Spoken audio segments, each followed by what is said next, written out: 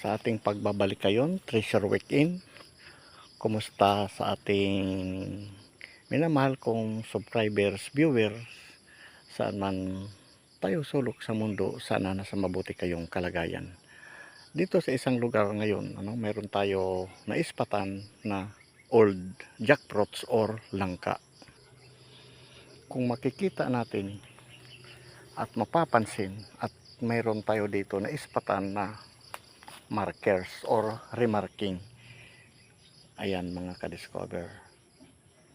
So, ginawa ito ng tao pero mayroon siyang dalawang pako nga. Mayroon siya dito pot markers nga ang tinuturo niya papunta doon. At ito naman papunta naman sa right. Nakabalagbag ang pot markers na ito. May dalawang pako.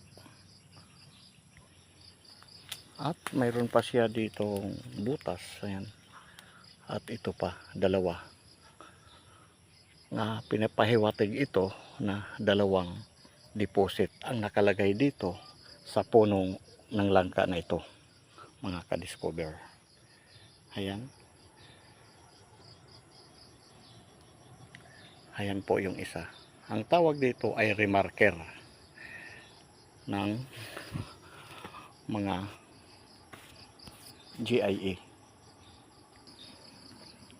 Kung makikita natin ay papansinin ito'y napakatanda na ito na langka na para na siyang balete. Ayon sa ating pananaliksik, itong lugar dito ay isang kampo ng mga Japanese noong World War II na kung saan dito silang nananatili ng matagal. Ngayon itong naispatan natin na napakatanda na nitong jackfruits na ito or langka, ayan, ay mayroon dito binutasan mula sa puno mga 7 meter palipside. Diyan yung butas dito. Kung makikita natin ay mayroon siyang malaking holes na sa tagal siguro natabunan na itong hinukayan na ayon sa ating pananaliksik dito nakuha ang deposit ng holes na ito na tinabunan na mayroon 7 meter ang layo mula sa puno. Ayan yung langka nga dito lang sa unahan ng 7 meter. Makikita natin may bakat pa mga ka-discover. Ang laki yung nga dito nakuha yung deposit. Ngayon ito possible na talagang totoo itong ating nakuha na impormasyon dahil nga dito na may pot markers. Ayan, at may dalawang pako. Ngayon posible ang isa dito ay hindi pa rin na re-recover.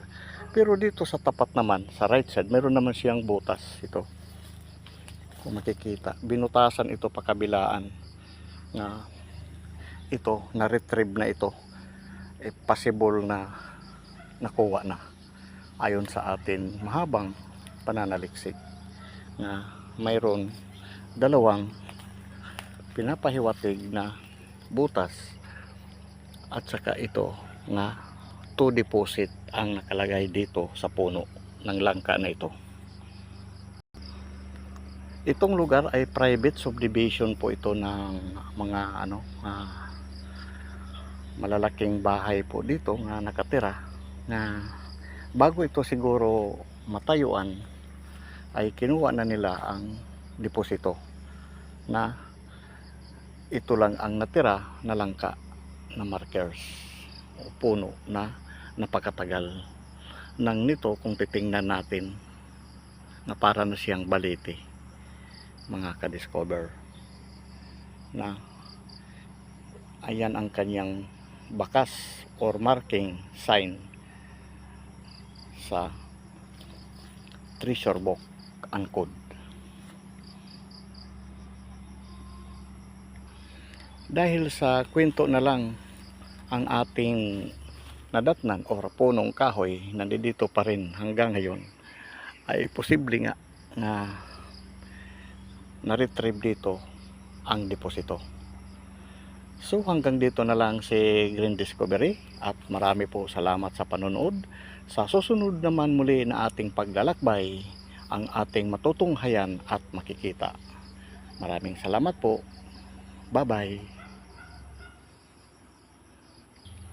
Maswerte dito ang nakakuha na mga line of 81, ganun line of 8 na na-recover dito ang deposit sa old jackfruits or langka. Yan mga ka-discover, no? Para na siyang balete. Yan yung sign markers niya.